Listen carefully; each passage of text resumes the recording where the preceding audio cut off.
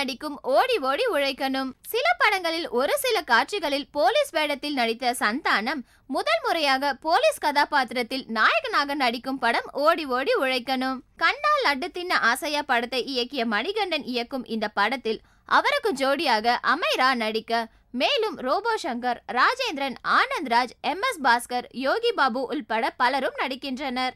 ஆர்யா சந்தானம் இணைந்து நடித்த பாஸ் என்கிற பாஸ்கரன் படத்தை தயாரித்த K.S. ஸ்ரீனிவாசன் இந்த படத்தை தயாரிக்கிறார். கோபிநாத் ஒளிப்பதிவு செய்ய ஜிப்ரான் இசையமைக்கிறார்.